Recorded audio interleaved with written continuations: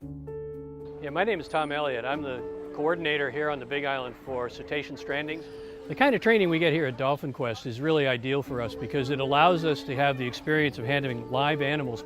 So here our team members are able to feel what the heart rate is like on a healthy dolphin and to go through various scenarios that they may encounter in the water that might pose a danger to the team, a danger to the public, so that we can respond appropriately. Continue to count rest for your data perspective. So every time you hear that respiration, so start counting it. They only use a third of the energy they would swimming on their own that way. So if you see a baby that is swimming on its own, you might see its rest go up a little bit, just because it's expending more energy. My name is Kristi West, and I am the Stranding Director at the University of Hawaii at Manoa. The importance of the Stranding Response Network in the state of Hawaii involves providing care for live stranded animals and conducting necropsy and cause of death investigations for dead stranded animals.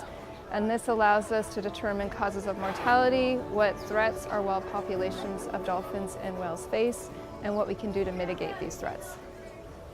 The benefit of providing training at Dolphin Quest to volunteers, veterinarians, and other response personnel is it gives our key people that are first responders the opportunity to actually gain hands-on experience with handling live animals. This is something that they're faced with in the wild, and we don't usually have the opportunity to have them work with animals under the best case scenario and obtain the experience and the confidence they need to properly respond to wild dolphin strandings throughout the state. My name is Tarsa. I'm a volunteer with the Marine Mammal Response Network, specifically for whale entanglements and live beach strandings.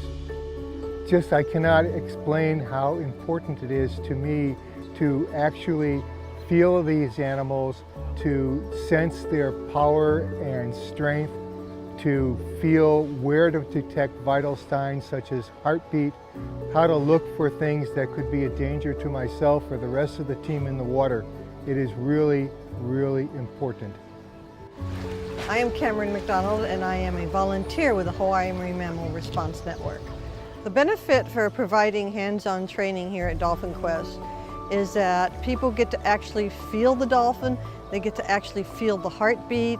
Today's Dolphin Quest hosted workshop really helped wild populations by exposing people, not just the people who were being trained to handle the workshops, but the various people we had walk by, watch us, see our shirts, know that there are people out there that are there to help assist stranded dolphins in the wild.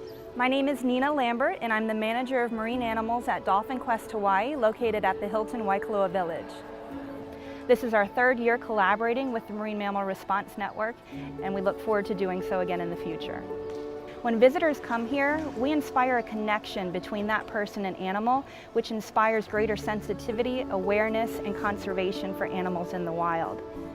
Some of the ways the general public can help wild dolphins is by viewing them from a safe and respectable distance. Also, if you happen to see a distressed or stranded marine mammal, notify your local stranding response network.